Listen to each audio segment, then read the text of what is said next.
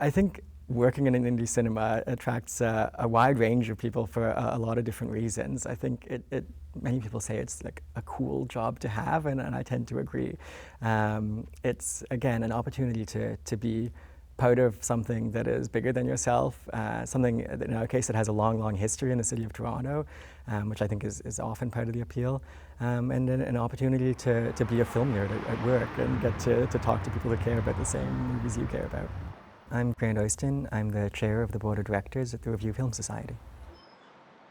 The Revue is Canada's oldest operating cinema, to the best of our knowledge. It was built between 1911 and 1912 and has been here now for 112 years as a cinema, almost continuously that entire time.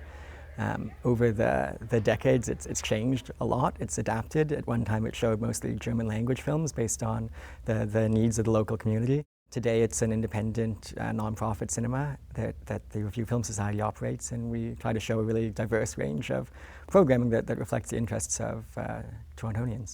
The Revue Cinema itself is quite an unusual building. It's built in a way that you certainly wouldn't see a modern cinema built. For example, there's to get up to the projection booth in the office, you go up a secret door in one of the washrooms at the back, tucked away, and you go upstairs that are about as steep as it's almost a ladder. Calling it stairs is a push. There's a random toilet up in the projection booth from back in the day when the projectionist might be there for hours on end. It's quite a unique space, and there's really nothing like it. The Revue Cinema is probably one of the top independent cinemas in Canada just by box office in terms of cinemas of our scale and size and our ability to sell out. We regularly sell out anywhere from 3 to 5 to 6 screenings a week, which is really truly remarkable. There's not many independent cinemas that get that type of audience so frequently. Come on in. Between 2005 and 2006, when the cinema faced closure, permanent closure, the previous owners were selling off the building. Danny and Letty Mullins are two local residents who have lived in the neighborhood for many, many years now, and they were sad to think of the cinema closing, and they came out and saved the cinema by buying the building. And so they've been our landlords now for over 17 years. It really had felt like the cinema had found its audience and was finally seeing great success. And then we discovered with 2 business days left in our lease that a landlord did not intend to renew that lease, and that he intended to take the cinema into his own hands and run it as a private business. And I had some major concerns about whether that would be feasible for them. A lot of the infrastructure, from ticket sales to the computer systems to social media to even the digital projector and parts of the sound system, are all things that are not original to the building. They're things that belong to the Film Society. And so the Mullins would have had to rebuild all of that and buy all that equipment and set all of that up from scratch. I was shocked. We've had obviously a very long-standing and successful partnership, and we felt the cinema was in a better place than it had been in a long, long time. So it was really genuinely so surprising and devastating to know that there wasn't an intention to renew and that we could be out in a matter of days. So we had sold, I think, over 5,000 tickets for future and upcoming events. We had booked rentals, film festivals in the coming months. We typically book anywhere from 2 to 3 months ahead. So we had been operating under the belief that we already had the lease renewal and that we would continue to operate as normal. So we went to a lawyer, and we were able to secure an emergency injunction or court order, which extended our tenancy at least until the end of October, at which point a judge will determine whether we have a valid lease extension. It was terrifying to get that news, especially so close to the end of the lease. Terrifying in terms of thinking about the cinema closing and also thinking about our staff. We have, over a dozen people who work at the cinema, and the idea that they could all be out of work come Monday was really heart-wrenching. I found out about the lease situation in the middle of a shift during a sold-out screening of The Matrix. Somebody called up and said somebody wanted to speak to the manager, so I went down, and there was a man who introduced himself and said that our lease was up at the end of the month. It got kind of emotional. He said that anyone who wanted to continue working past Monday, and this was like a Thursday or Friday, had to write their email down on a sheet of paper. And I had never seen him before. And then there was a board member at the screening, so I went up to speak to him after, and he said everything would be fine. So I went to bed thinking everything was fine. And then the next morning, I was at work and got an email saying, urgent, the Revue is subject to closure. I think for a lot of our patrons, the Revue very much is a second home. It's, there's certainly people who come once a year or less, but there's a lot of people who are here many times a week, and the prospect of losing this place and this community that they're part of, I think that's the hardest thing. It's not just losing a cinema, but it's the dismantling or the potential to see a whole community kind of disintegrate.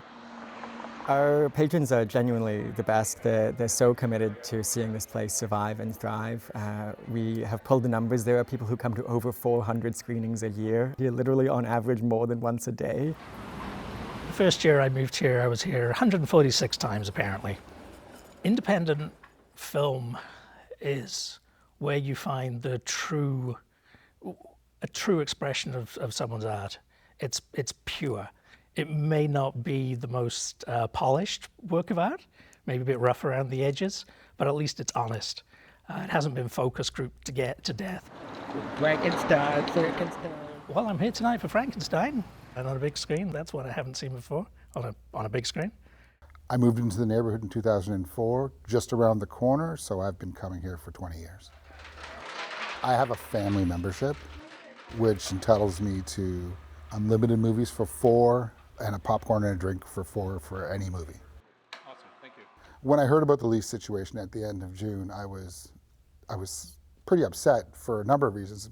One of the most significant reasons to me was the timeliness, because the following Wednesday I had tickets to one of the movies that got me really excited about zombies, which is Return of the Living Dead, and I had never seen it on the big screen because it came out when I was too young. I think this is a wonderful community place. I've met new people here that I probably wouldn't meet someone at middle age like myself. So I just love it. I think it's really important to the neighborhood that it stays around. The support we got from the community when we announced that there was a risk of closure was I think, unprecedented and really heartwarming for myself, for the staff, for the board. People really came out of the woodworks and were keen to see how they could help us and what they could do to support us. I think we sold more memberships than we probably ever sold in 17 years in a couple of weeks at that point. And folks were so keen to do anything they could. I know there was a petition that circulated that got, I think, over 40,000 signatures. We had messages of support from other independent cinema owners across the city and across the country. Sadly, there's not a lot of independent cinemas left in Canada, and so it's a pretty tight-knit community. Hi, I'm Andy Willick. I'm the owner of the Fox Theatre in Toronto, the Apollo Cinema Kitchener, Bytown Cinema in Ottawa, and I'm the chair of NICE, the Network of Independent Canadian Exhibitors. My first thought was just to everyone who's involved with the Revue, because there's a lot of love and time that's dedicated to their programming, to what they do there. And I was just kind of concerned for their future there and what was going to happen with the theater and for the space too in the long term, because when an independent theater closes, it generally doesn't reopen.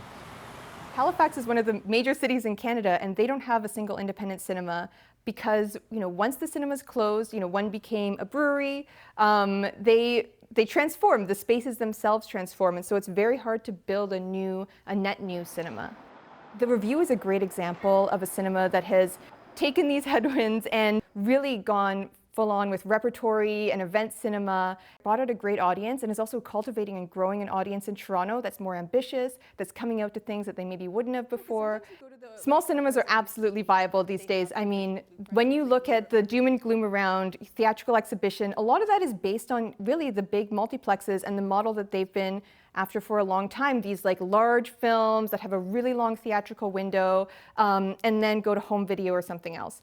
Independent cinemas, small cinemas, they can be nimble. They can serve their community, and they also are run by really, really committed people who are part of their community. And so when I look at the future of cinema, I really see independence as the future.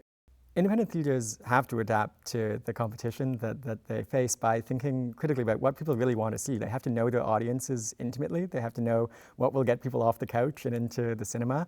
A lot of that comes down to events-based programming, so it's not just, taking something you could watch on Netflix. A lot of our success is thanks to our director of programming, Serena Whitney, who has done a remarkable job over the past 4 years, really getting to know our audience in depth and understanding what it is that they want to see on our screen. It's the crowd that really makes the event. So how to get the crowd to love your event is by providing something that they can't do normally at a multiplex, whether it's playing games, being able to be rowdy, being able to win prizes.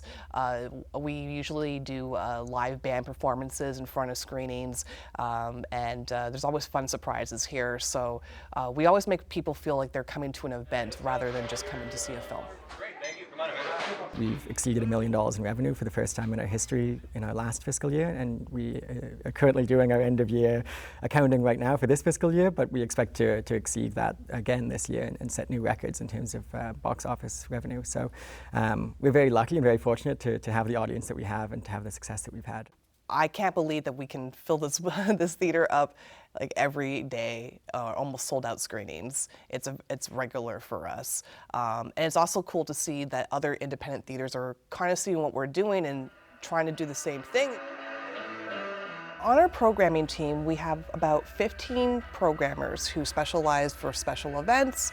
They all do something a little different and provide something that no one in the city is providing, and all cater to different audiences. I'm Anthony Oliveira. I'm a programmer here at the Revue for Dumpster Raccoon Cinema. Dumpster Raccoon Cinema is, I think of it as an attempt to dig through the garbage of pop culture. We do a lot of forgotten disaster pieces. We do movies like Barbarella and Flash Gordon and Phantom of the Paradise. It's a chance to use cinema as an occasion for community building. It's a way to get people together who share each other's kind of bent point of view and watch a movie together. I think that that's what film is for, and that's kind of what we're losing in the streaming age.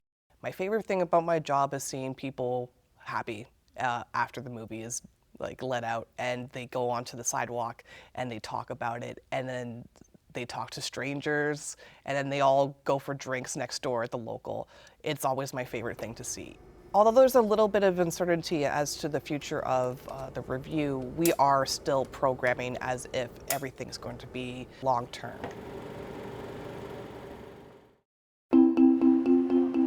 It's amazing how fast things can change when you have the right people in the room. Almost immediately after we spoke with TVO, things started to change very quickly.